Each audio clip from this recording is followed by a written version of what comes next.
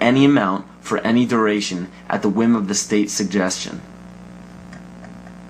But it is important to note that if you do not legally bind yourself to these documents stating that you waive your rights and represent a corporation, you do not have to attend any court. There are two kinds of law on the earth, as I've said. One is called civil law, which is the law of the land, and one is called maritime admiralty, which is called the law of water.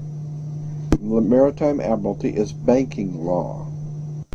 So consequently, the corporation and government and people who want to control you, they create a second you, and that second you that they control, that they created, is all capital letters.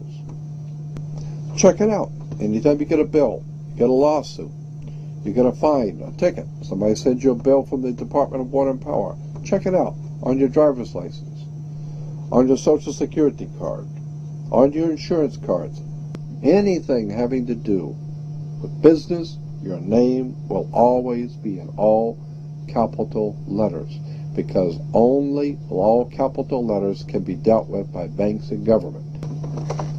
You need to wake up and find out how this stuff really works. Because once you understand that you don't need to submit yourself as an American to a British commercial venture called courts. You're an American. You don't need to go to court. There's nobody. You only go to court because you agreed to go to court. When they send you a subpoena to court or a summons to court, and they've sent you something, you look at it and say, hey, Jack, that's not me. That's in all capital letters. All capital letters is a corporation. Those who are charged under these maritime admiralty courts usually don't understand that they are voluntarily being fined and imprisoned. When a judge calls your name and asks if you are that name, those who say yes are verbally agreeing to represent the artificial person that the name represents.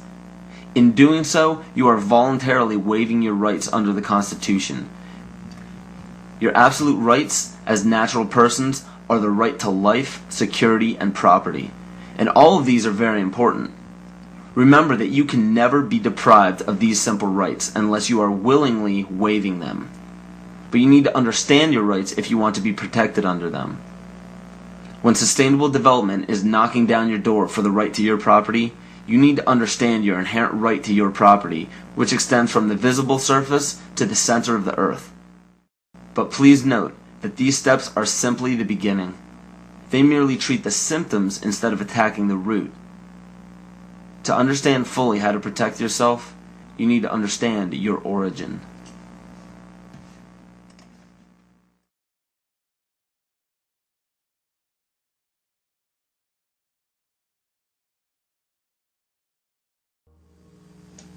The true history of this planet has been stifled from the top down.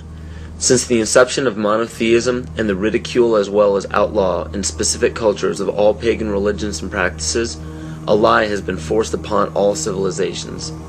You have to wonder why powerful empires were threatened enough by paganism to make the practice of such religions punishable by death. This threat didn't end during the Roman Empire.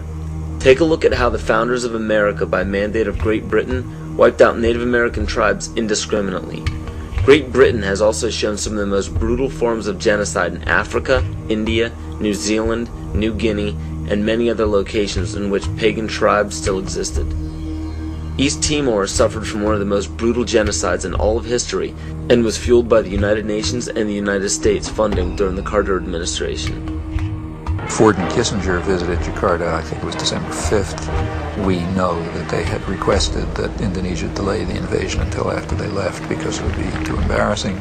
And within hours, I think, after they left, the invasion took place on December 7th. What happened on December 7th in 1975 is just one of the great evil deeds of history. Early in the morning, bombs began dropping on Dili. The number of troops that invaded Dili that day almost outnumbered the entire population of the town. And for 2 or 3 weeks, they just killed people.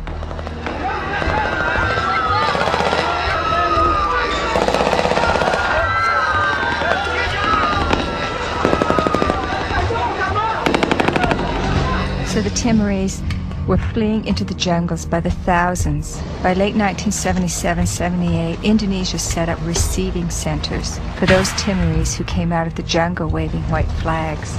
Those the Indonesians thought were more educated or who were suspected of belonging to Frelimo or other opposition parties were immediately killed. They took women aside and flew them off to Dili in helicopters for use by the Indonesian soldiers. They killed children and babies.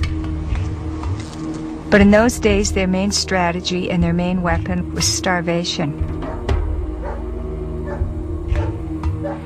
By 1978, it was approaching really genocidal levels.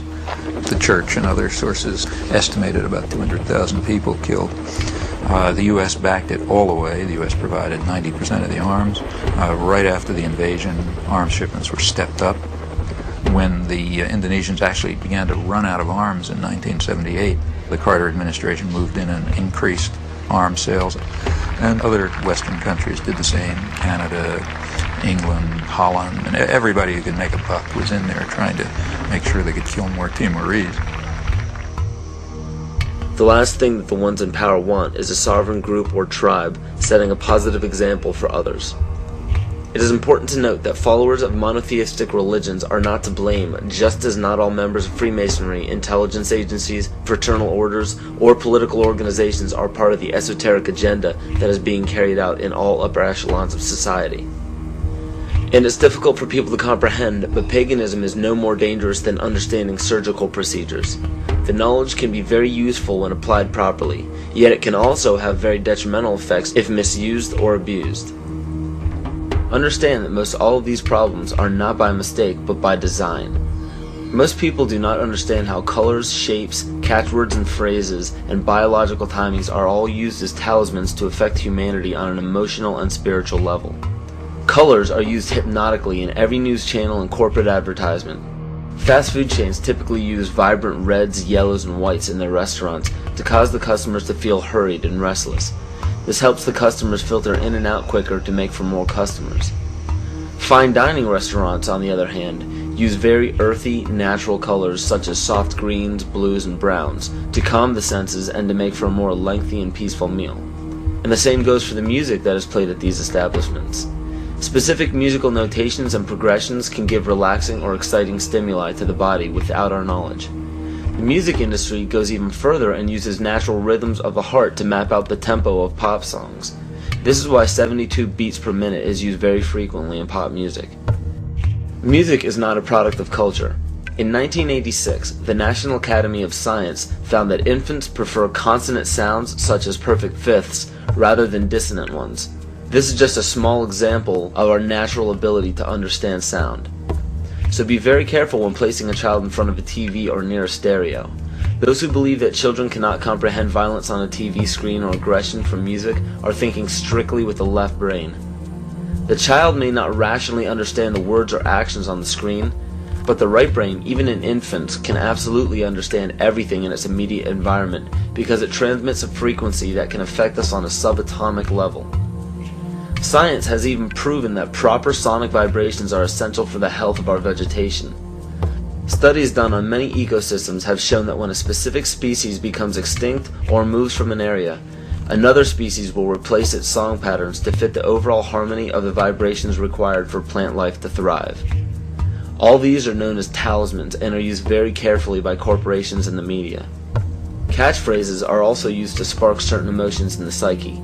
When the average person hears the words terror, bombing, gunshots, murder, war, assassination, and so on, the body and the mind respond with heightened alertness and caution. And when events such as assassinations of major leaders, bombings, terrorism, or war happen on large scales throughout the world, the body responds differently at different times, marked biologically and astrologically.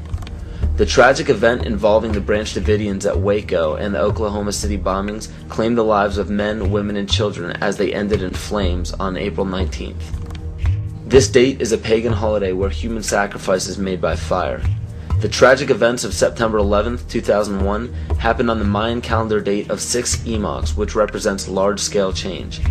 And when the U.S. attacked Afghanistan on October 7th, 2001, this was the Mayan calendar date of 6K, which represents balancing. Please understand that these weren't